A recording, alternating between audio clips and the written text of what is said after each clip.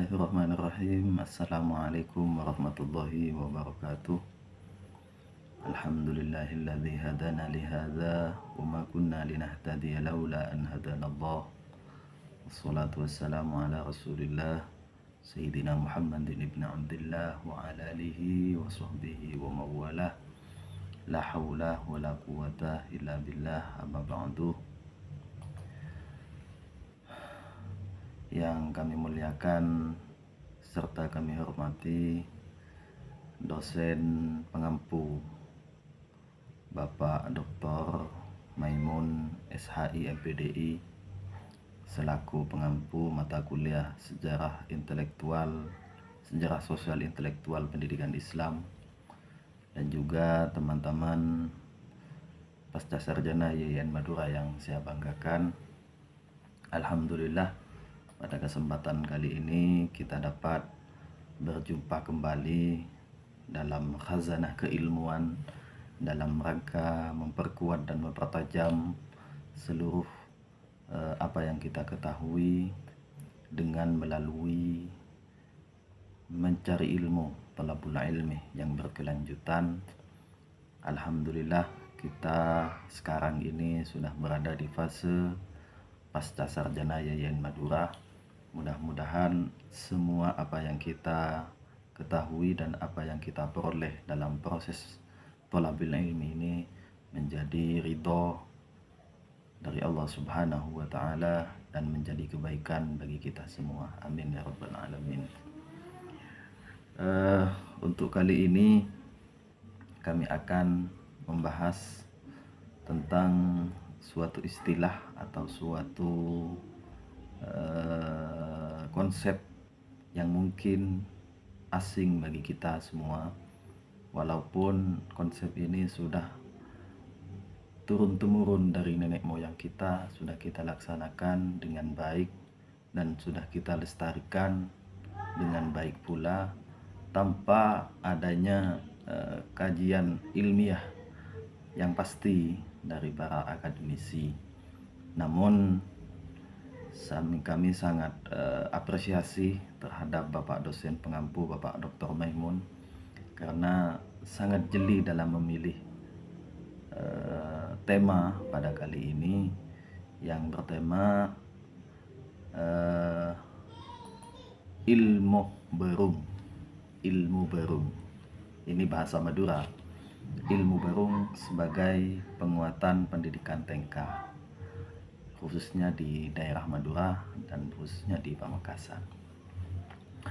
Baik, sebelum saya melangkah lebih jauh, saya akan menjelaskan terlebih dahulu apa itu ilmu berung dan apa itu ilmu TK.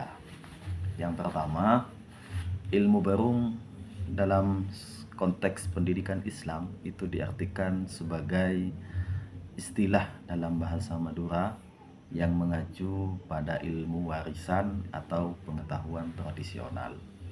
Jadi kalau kita amati, pasti kita semua ini tidak akan menemukan dalam sistem pendidikan nasional yang dinamakan ilmu berung itu tidak akan ditemukan. Mengapa? Karena konsep ilmu berung itu merupakan ilmu warisan yang sudah mengakar dan membudaya di masyarakat Madura pada khususnya. Kemudian biasanya ilmu berung itu ditransmisikan atau digambarkan secara lisan dan praktek. Itu langsung dari generasi ke generasi.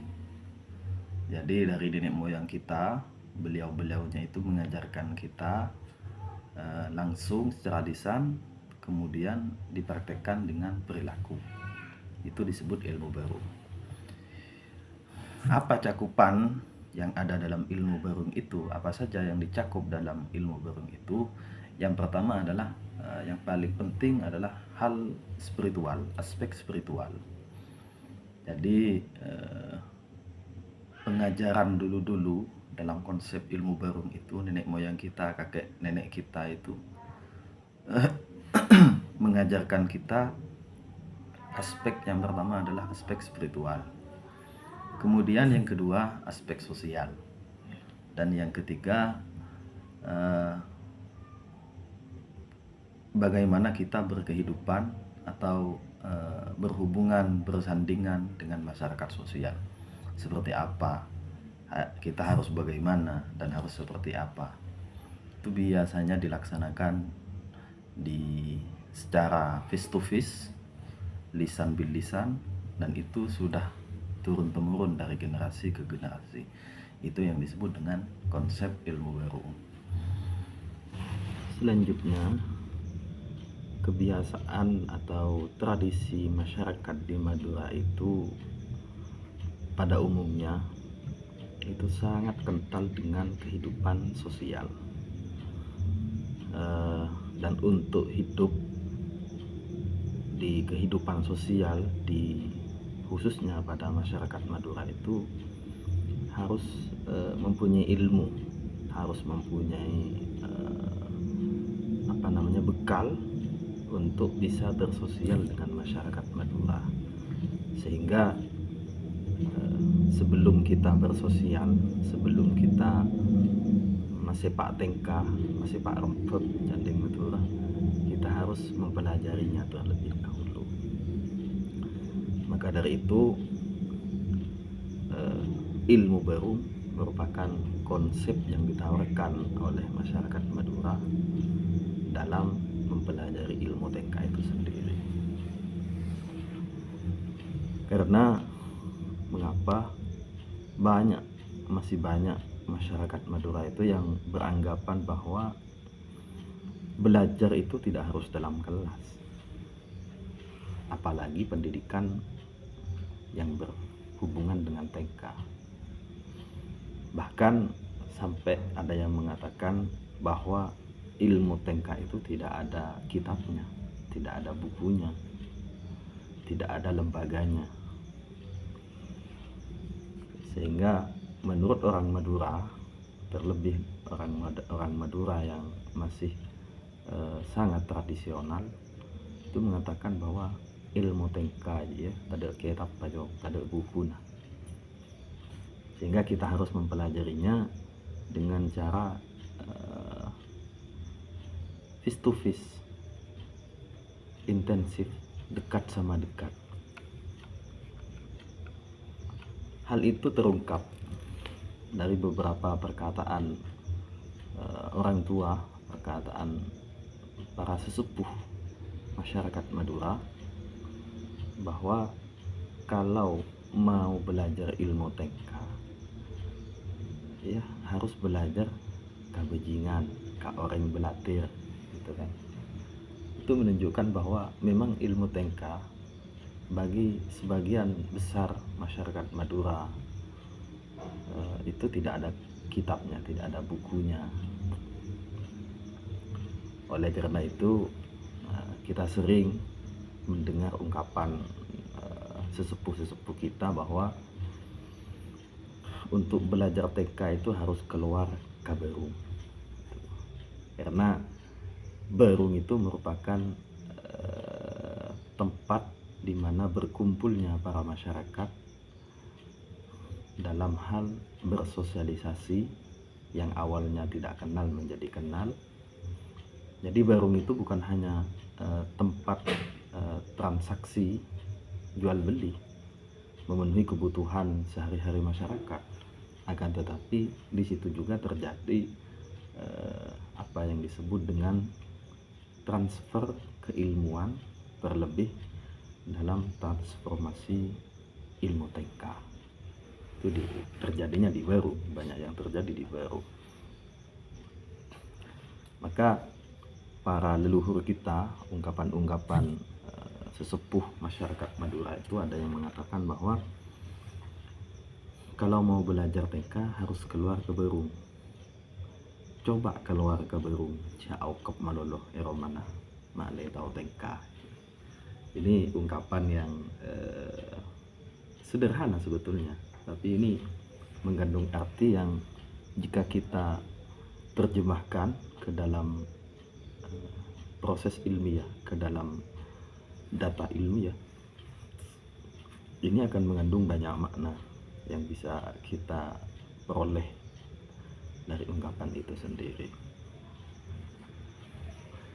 Sementara masyarakat Madura sendiri sampai saat ini masih sangat menjunjung tinggi yang namanya tengka. Seperti apa yang saya katakan di awal, tengka itu sangat kental di masyarakat Madura.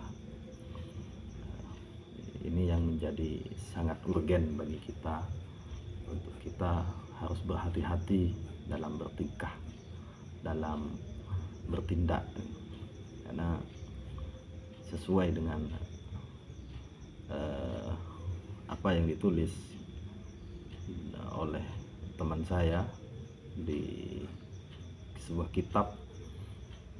Dulu sama-sama mondok, beliau menulis kitab dengan nama Ta'limul Adabul Alim wal Muta'allim, kalau tidak salah nama kitabnya.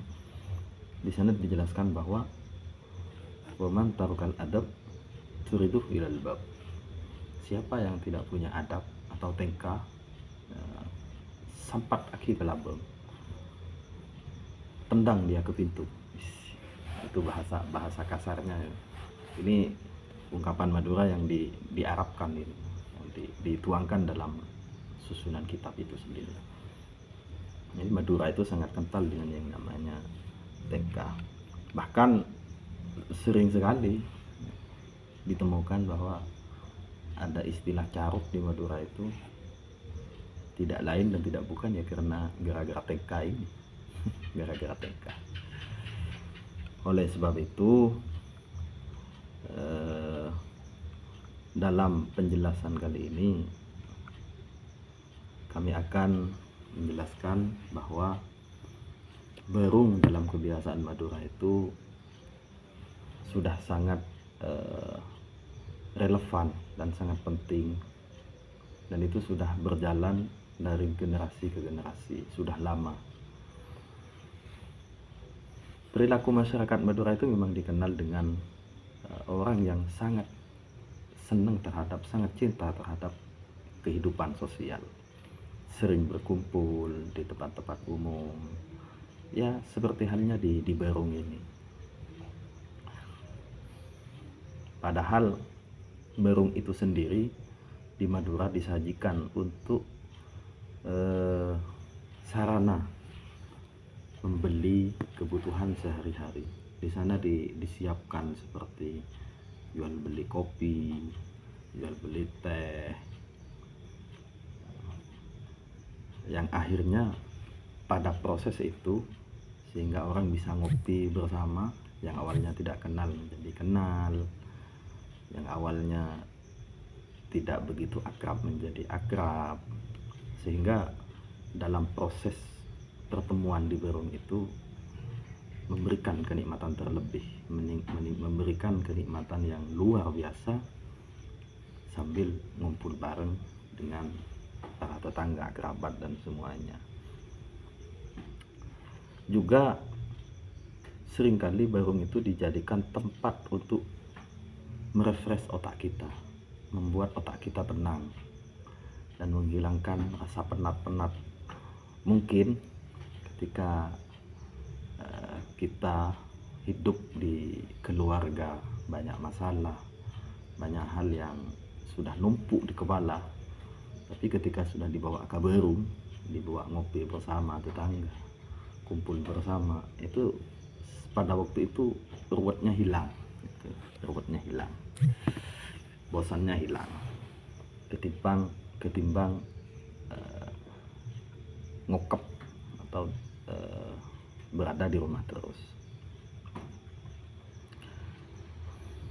Dan perlu kami sampaikan bahwa Berung itu merupakan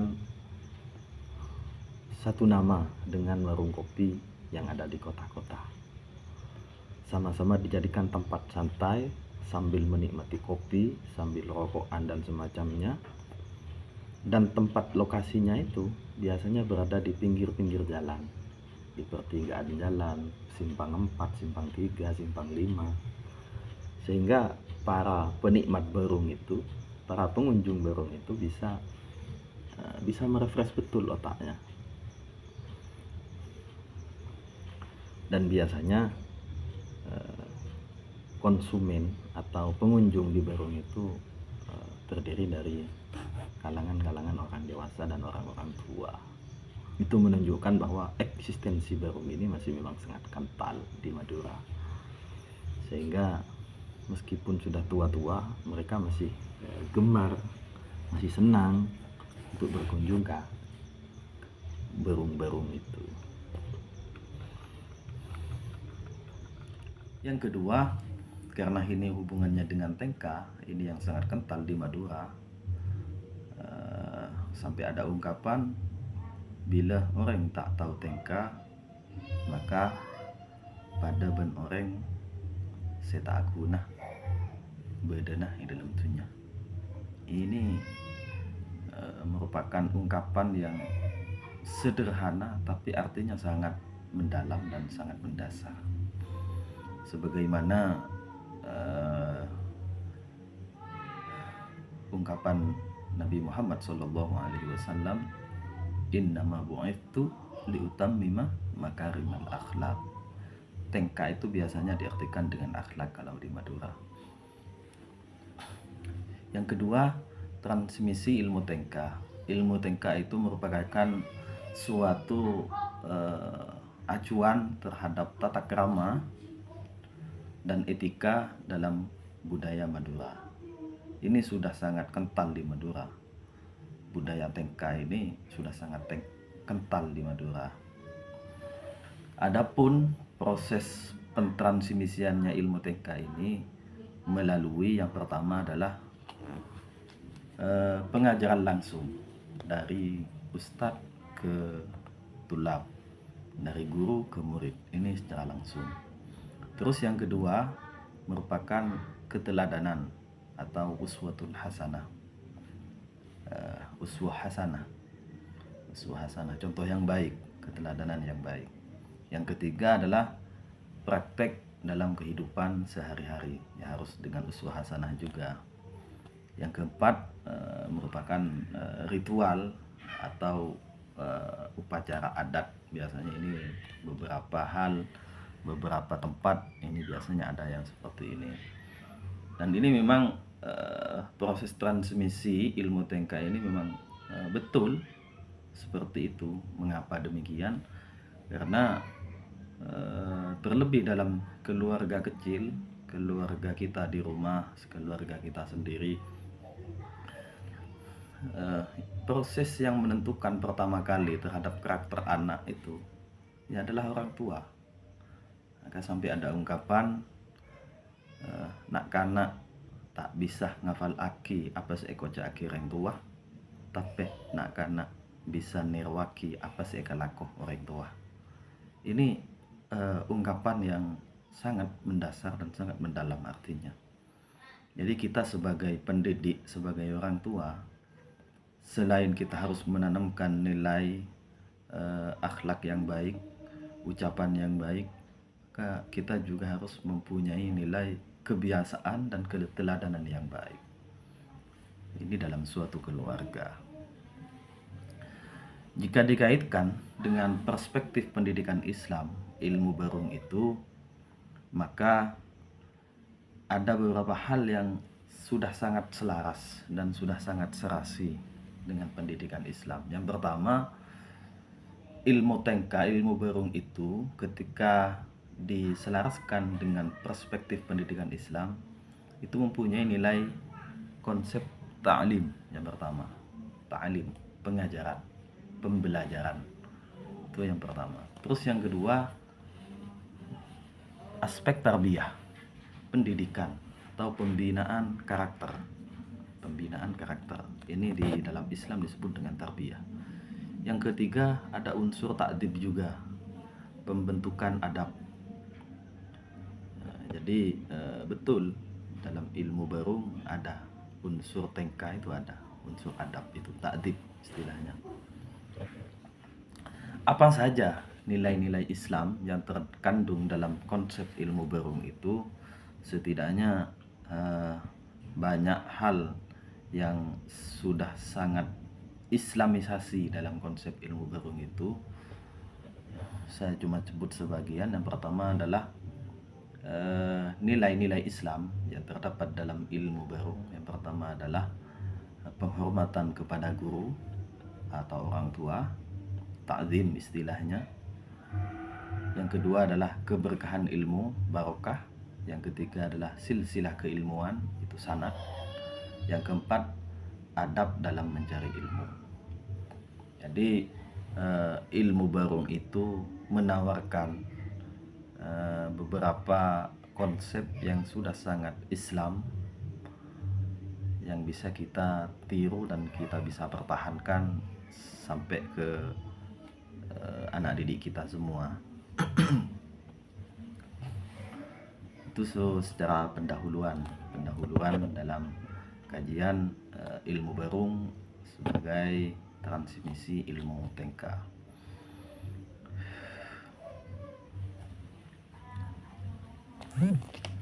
Ilmu barung ini sudah dipraktekkan secara turun-temurun oleh masyarakat Madura. Ilmu barung itu merupakan dua istilah yang berbeda. Yang pertama ilmu, yang kedua barung. Yang mengandung makna, ilmu barung itu mempunyai makna warisan atau peninggalan dari nenek moyang kita, leluhur-leluhur kita. Dalam konteks sosial budaya Madura, ilmu barung itu tidak sekedar dipahami sebagai proses transfer pengetahuan, melainkan juga mencakup aspek spiritual dan etika yang terangkum dalam konsep ilmu Tengka. Ini dalam budaya Madura. Ilmu barung tidak hanya sekedar proses transfer ilmu, proses pembelajaran, namun juga mencakup aspek spiritual, etika, yang semuanya tercover dalam ilmu Tengka. Itu yang disebut dengan konsep ilmu barung. Seperti apa jelasnya konsep ilmu barung dalam ilmu Tengka itu? Jadi dapat saya simpulkan dari apa yang telah saya sampaikan dari awal, bahwa yang pertama, ilmu barung itu adalah suatu sistem transmisi pengetahuan tradisional yang mengandung nilai-nilai luhur, warisan para leluhur. Istilah ini sudah berakar dari bahasa Madura, di mana barung itu mengandung makna warisan atau peninggalan yang sangat berharga. Terus yang kedua, cakupan dari ilmu barung itu yang pertama adalah ajaran moral dan etika, yang kedua sistem nilai sosial, yang ketiga kearifan hidup, yang keempat praktek-praktek spiritual, yang ketiga karakter yang transmisi ilmu yang ada dalam konsep ilmu barung itu ada karakter khusus. Yang pertama bersifat personal dan langsung, yang kedua melibatkan interaksi guru dan murid yang sangat intensif, sangat dekat, yang ketiga mengutamakan aspek pengalaman, yang keempat memiliki dimensi spiritual yang kuat. Ini kalau sudah tercover di karakter ini, seperti ungkapan Madura, ada ungkapan kalau sudah prosesnya seperti ini, karakteristiknya seperti ini, ada ungkapan Arya pada ben awonjoran yang siang jaipun. Jadi semuanya sudah tercover dalam konsep ilmu barung itu. Sampai ada ungkapan mon proses karakter lah pada ben geria, maka Arya pada ben awonjoran yang siang. Selain oncor itu sudah menyala, waktunya di siang hari. Jadi selain terak, ki saja tambah terak itu. Itu yang ketiga. Terus yang keempat, kesimpulan yang keempat adalah ilmu barung dalam penguatan pendidikan Tengka itu sendiri.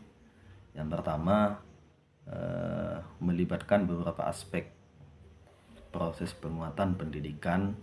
Dalam pendidikan TK melalui ilmu burung ini melibatkan beberapa aspek. Yang pertama aspek kognitif, aspek afektif, juga aspek psikomotorik. Ini sudah kita tahu bersama bahwa konsep ilmu burung itu merupakan ya begitu, face to face, secara langsung, secara intensif, secara dekat, dan kemudian aspek psikomotoriknya keteladanan yang baik dari seorang guru, dari orang tua. Kemudian aspek afektifnya melalui pembentukan karakter nilai yang bagus dari orang tua dan guru-guru kita. Apa saja yang terakhir, apa saja yang nilai-nilai yang ditransmisikan? Yang pertama adalah nilai spiritual, meliputi takwa kepada Allah, ikhlas fil ibadah, ikhlas dalam ibadah. Kemudian barokatul ilmi, keberkahan ilmu. Yang kedua ada nilai sosial. Nilai sosial adalah ta'zim lil ustad wa lil walid, ta'zim hormat pada guru dan juga ta'zim kepada orang tua. Juga menghormati terhadap sesama. Juga merupakan yang terakhir adalah solidaritas sosial, memiliki kebersamaan yang bagus. Kalau saya, kamu, kita, kami, ini semuanya sama, solidaritas yang kuat. Terus yang ketiga adalah nilai moral. Ini yang paling penting. Nilai moral ini mempunyai nilai yang pertama yang kami salut dengan pendidikan konsep ilmu burung itu adalah nilai kejujuran. Dalam nilai moralnya itu kejujuran. Yang kedua tanggung jawab, yang ketiga kesabaran. Mungkin hanya itu yang dapat kami sampaikan dan dapat kami ungkapkan, kami jelaskan sekilas tentang konsep ilmu burung dalam penguatan pendidikan TK. Mungkin hal lain yang dapat kita diskusikan, kita bisa diskusikan di pertemuan di kelas nanti. Ada pertanyaan, ada tambahan, dan mungkin ada hal yang perlu diperbaiki dari apa yang telah saya sampaikan, kita bisa dilanjutkan di dalam kelas. Terima kasih atas segala perhatian, mohon maaf atas segala kekurangan, dan kepada Bapak dosen pengapu Dr. Maimun SHI MPDI kami mohon maaf yang sebesar-besarnya.